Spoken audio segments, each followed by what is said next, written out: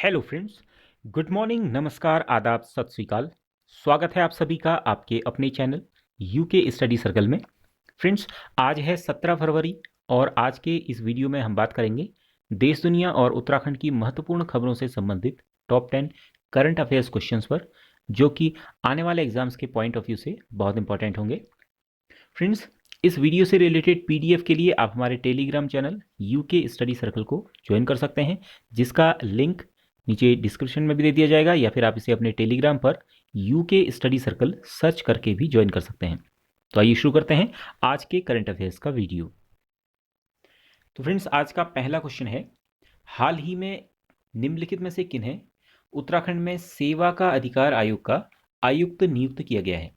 इसके ऑप्शन हैं अनिल रतूड़ी, अशोक कुमार, राधा रतूड़ी या फिर शत्रुघ्न सिंह। और इस क्वेश्चन का सही आंसर है ऑप्शन ए, अनिल रतूड़ी को। उत्तराखंड सरकार द्वारा पूर्व पुलिस महानिदेशक अनिल रतूड़ी को सेवा का अधिकार आयोग में आयुक्त के रूप में नियुक्त किया गया है। फ्रेंड्स, अनिल रतूड़ी जो है ये उत्तराखंड पुलिस महानिदेशक डीजीपी के पद से सेवानिवृत्त हुए थे नवंबर 2020 में, और इन्हें एक तेज तर्रार, ईमानदार और कड़क छवि वाली शख्सियत के रूप में जाना जाता है।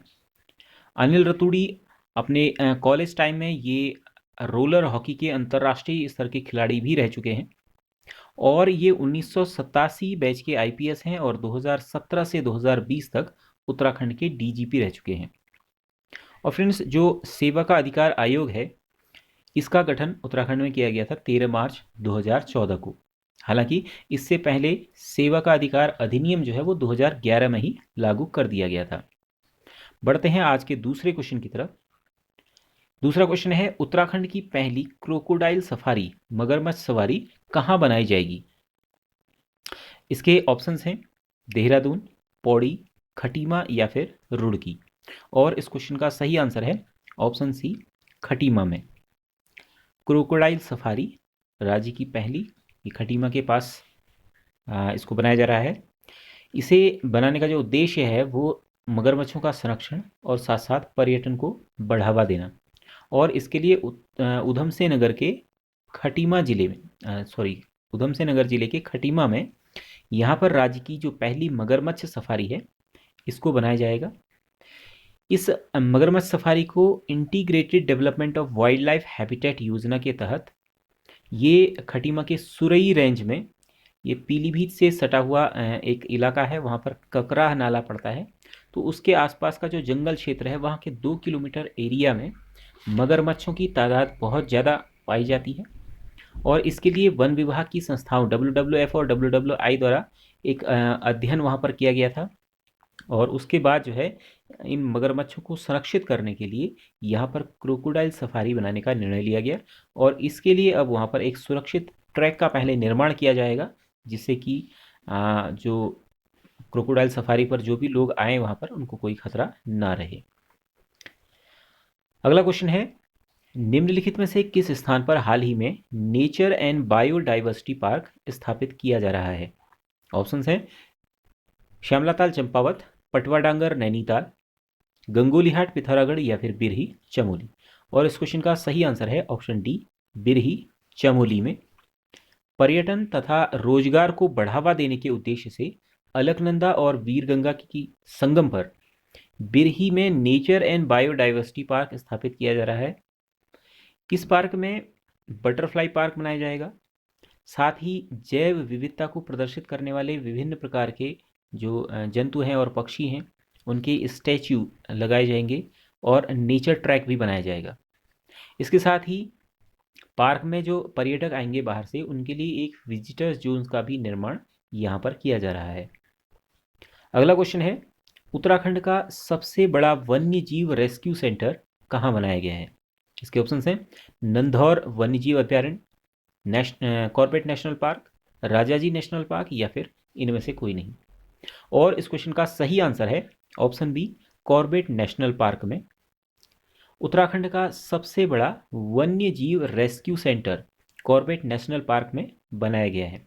वन्य जीव रेस्क्यू सेंटर यानी वन्य जीव को जो भी कोई खतरा हो जाता है, कोई बीमारी हो जाती है, कोई उनके शरीर को नुकसान हो जाता है किसी एक्सीडेंट वगैरह से या किसी और वजह से, तो उनको रेस्क्यू करने के लिए अब जो है कॉर्बेट नेशनल पार्क में बने इस वन्यजीव रेस्क्यू सेंटर में इनको लाया जाएगा। इससे पहले तक अभी तक जो रेस्क्यू सेंटर था वो रानी बाग और हरिद्वार की चिड़ियापुर में था, जो कि छोटे छोटे रेस्क्यू सेंटर थे, बहुत ज़्यादा हाईटेक सुविधाएं भी वहाँ उपलब्ध नहीं थी। अब जो है यहाँ पर कॉर्बेट नेशनल पार्क में इसमें एक हाईटेक वेटरनरी हॉस्पिटल बनाया जाएगा और साथ ही जो घायल वन्यजीव होंगे उनके उपचार के लिए इनके लिए बाड़े भी बनाए जाएंगे। इसमें बाघ के लिए 10 बाड़े और गुलदार के लिए फिलहाल 20 बाड़े बनाए गए हैं। साथ ही अन्य जानवर जो भी होंगे उनके उपचार की व्यवस्था भी यहाँ पर की जाएगी। और साथ में इन ये जो वन्यजीव यहाँ बाड़ों में रखे जाएंगे इनको देखने के लिए पर्यटकों को इनके देखने की व्यवस्था भी वहाँ पर की जाएगी, ताकि पर्यटन को भी साथ साथ बढ़ावा दिया जाए। और ये वन्यजीव रेस्क्यू सेंटर ये 30 हेक्टेयर क्षेत्रफल में विस्तृत है।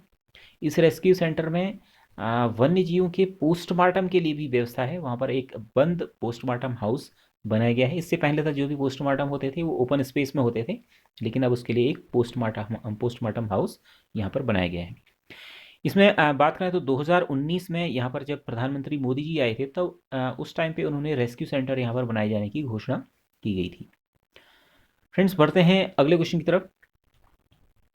आज का 5वां क्वेश्चन है, 16-17 फरवरी को आयोजित हो रहे टिहरी झील महोत्सव का शुभारंभ किसके द्वारा किया गया?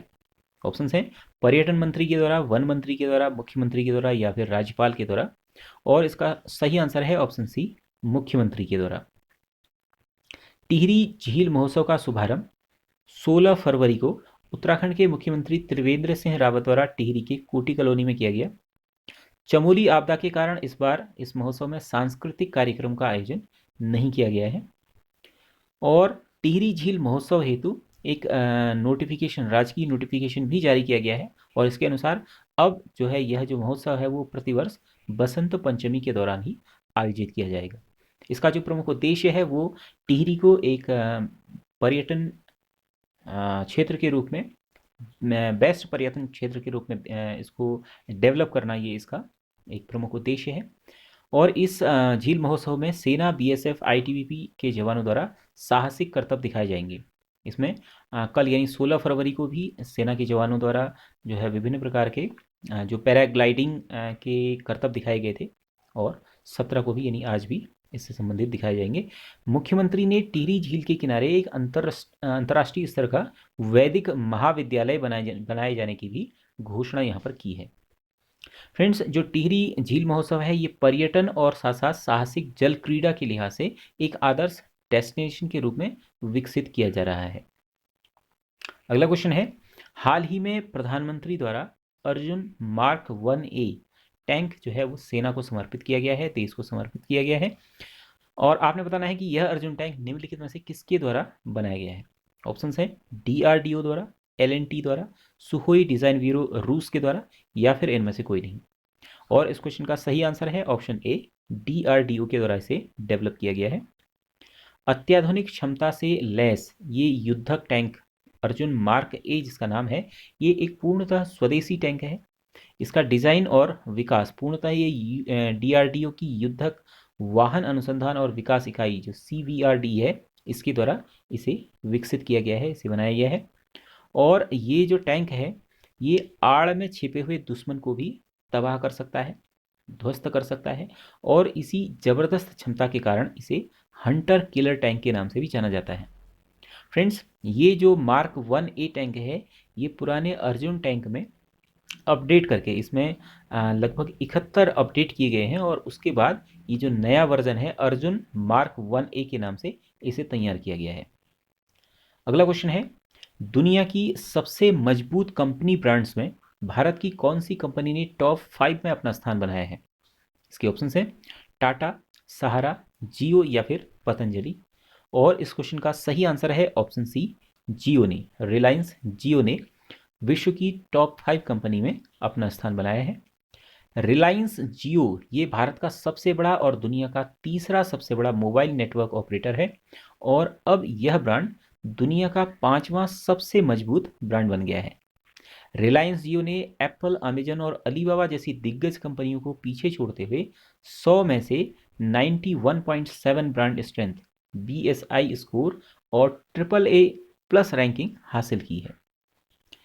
ये जो लिस्ट जारी की गई है ये ब्रांड्स फाइनेंस ग्लोबल 500 इसकी सूची में ब्रांड्स फाइनेंस ग्लोबल द्वारा ये सूची जारी की गई है। ये 500 कंपनियों की सूची है और इसमें जो सबसे मजबूत ब्रांड के रूप में आया है वह है चीन का मोबाइल ऐप वीचैट। इसने 100 में से 95.4 का जो BSI स्कोर है वो हासिल किया है। और इस सूची में दूसरे स्थान पर कार कंपनी फेरारी है, तीसरे स्थान पर है रूसी बैंक सेवर और चौथे स्थान पर कोका कोला ब्रांड है। पांचवें स्थान पर भारत की रिलायंस जियो कंपनी है। नेक्स्ट क्वेश्चन है, हाल ही में राष्ट्रीय संस्कृति महोत्सव का उद्घाटन कहाँ किया गया है? इसके ऑप्शंस हैं उत्तर प्रदेश में, तेलंगाना में, पश्चिम बंगाल में या फिर गुजरात में। और सही आंसर है ऑप्शन सी, पश्चिम बंगाल में इसका उद्घाटन किया गया है, शुभारंभ किया गया है। राष्ट्रीय संस्कृति महोत्सव ये इसका 11वां संस्करण है और इसका उद्घाटन 14 फरवरी को पश्चिम बंगाल के राज्यपाल जगदीप धनखड़ द्वारा पश्चिम बंगाल के कूच बिहार पैलेस में किया गया। यह महोत्सव एक भारत श्रेष्ठ भारत कार्यक्रम के तहत भारत के संस्कृति मंत्रालय द्वारा आयोजित किया जाता है और 2015 से इसे आयोजित किया जा रहा है। इस महोत्सव में 7 क्षेत्रीय संस्कृति केंद्रों की सक्रिय भागीदारी दर्ज की जाती है और यह जो महोत्सव है वो भारत की जीवंत संस्कृति का प्रचार करने में एक अहम भूमिका निभा रहा है पिछले 6-7 सालों से। अगला क्वेश्चन है, हाल ही में जारी डेमोक्रेसी इंडेक्स 2020 में भारत का कौन सा स्थान रहा है? इसके ऑप्शन है 5वां, 24वां, 53वां या फिर 75वां। और इस क्वेश्चन का सही आंसर है ऑप्शन सी, 53वां स्थान। ये जो सूचकांक है इसे इकोनॉमिक इंटेलिजेंस यूनिट EIU द्वारा ये हाल ही में जारी किया गया है और इसे नाम दिया गया है डेमोक्रेसी इंडेक्स 2020। इस इंडेक्स में भारत जो है 53वें स्थान पर है 167 देशों में से। बात करें 2019 में भारत की रैंकिंग की तो 2019 में भारत की रैंकिंग थी 51वीं और इस बार जो है 2 रैंक पीछे खिसक के भारत 53वें स्थान पर चला गया है। इस सूचकांक में नॉर्वे जो है शीर्ष स्थान पर कौन है? नॉर्वे देश है और नॉर्वे के बाद आइसलैंड दूसरे स्थान पर, स्वीडन तीसरे, न्यूजीलैंड चौथे और कनाडा 5वें स्थान पर है। बात करें भारत के पड़ोसी देशों की तो भारत के पड़ोसी देशों में श्रीलंका ये 68वें स्थान पर, बांग्लादेश 76वें स्थान पर और पाकिस्तान इस सूची में 105वें स्थान पर है। ये एक लोकतंत्र सूचकांक है, डेमोक्रेसी इंडेक्स है और इसका मतलब है कि देश में जिस देश का जो स्थान है वो ऊपर है तो उस देश में लोकतंत्र का जो है ज़्यादा पालन किया जाता है। वहाँ के लोगों को लोकतंत्र की जो भी जो मूलभूत अवधारणाएं हैं वो ज़्यादा अच्छे से उनको पालन किया जाता है। अगला क्वेश्चन है, ये आज का 10वां और अंतिम क्वेश्चन है, हाल ही में मारियो द्रागी ये किस देश के प्रधानमंत्री नियुक्त हुए हैं? इसके ऑप्शंस हैं फ्रांस के, इटली के, ब्रिटेन के या फिर ऑस्ट्रेलिया के। और सही आंसर है ऑप्शन बी, इटली के प्रधानमंत्री मारियो द्रागी नियुक्त हुए हैं। हाल ही में 13 फरवरी को यूरोपीय सेंट्रल बैंक के पूर्व प्रमुख रहे हैं मारियो द्रागी और ये अब इटली के नए प्रधानमंत्री के रूप में इन्होंने हाल ही में औपचारिक रूप से शपथ ग्रहण की है। फ्रेंड्स, इटली जो है ये यूरोपीय संघ का एक देश है, यूरोपीय देश है। इटली की राजधानी रोम है। यहाँ की मुद्रा जो यूरोपीय संघ के अन्य देशों की मुद्रा है यानी यूरो। और राष्ट्रपति यहाँ पे हैं सर्जियो मेट्रेला और प्रधानमंत्री अब बन गए हैं मारियो द्रागी। फ्रेंड्स, अब बारी है पिछले वीडियो के दौरान पूछे गए क्वेश्चन की। ये क्वेश्चन था, निम्नलिखित में से कौन सी नदी काली नदी की सहायक नदी नहीं है? और यूके स्टडी सर्कल के व्यूअर्स में से जिन लोगों ने इस क्वेश्चन का सही आंसर दिया उनके नाम हैं मोहम्मद नदीम, रवि पवार, नरगिस जहां, दीपिका रावत, नैना नेगी, विपिन ढौंटियाल, मनोज शर्मा, तिवारी मनीष, प्रेम मेहरा, अमित नेगी, मुनीश कुमार, नरेश रावत, अब्दुल हमीद, दीप बेडवाल, हेमा रावत, पूनम पंत, सविता धामी, प्रीति नेगी, विनीता बर्थवाल, अजय उपाध्याय, रजनीश रावत, प्रिंस परिहार, मुकुल बर्गली, सोनी सोना, बलबीर सिंह, रविंद्र सिंह, सुनीता जोशी, बल्लभ कापड़ी, नवीन डंगवाल, राहुल कांडपाल, ऐशहाल सैफी, लखविंदर सिंह और साहिब अहमद। तो फ्रेंड्स, आप सभी लोगों को बहुत बहुत बधाई और हार्दिक शुभकामनाएं। और इस क्वेश्चन का सही आंसर है ऑप्शन डी, पश्चिमी धौलीगंगा। तो फ्रेंड्स, इनमें से जो पूर्वी धौलीगंगा है, सरयू नदी है और कुठियांगटी नदी है, ये सारे ही काली की सहायक नदियां हैं। इनमें जो कुठियांगटी नदी है ये सबसे पहले काली नदी से मिलती है। कुठियांगटी नदी जैक्सर पर्वत श्रेणी के पश्चिमी ढाल से निकलती है और पिथौरागढ़ के गुंजी नामक स्थान पर काली नदी से मिल जाती है। यहाँ पर बात कर लें, जो काली नदी है वो भी जैक्सर पर्वत श्रेणी से ही निकल कर आती है, लेकिन जैक्सर पर्वत श्रेणी के पूर्वी ढाल से निकल के आती है। इसमें यहाँ पर काली नदी के उद्गम स्थल पर विवाद भी है। इसमें कुछ लोगों का मानना है कि ये जो है काला पानी से इसका उद्गम होता है, और कुछ का कहना है कि लिपुलेख दर्रे से इसका उद्गम होता है। कुछ इसे लिम्पियाधुरा से इसका उद्गम मानते हैं, और इसी कारण जो है नेपाल से भारत का जो है विवाद भी इस संबंध में चल रहा है। बात करें पूर्वी धौलीगंगा की, तो ये नदी जो है ये गोविंदखना जो ग्लेशियर है वहाँ से दो धाराएं निकलती हैं, दारमा और लिस्सर।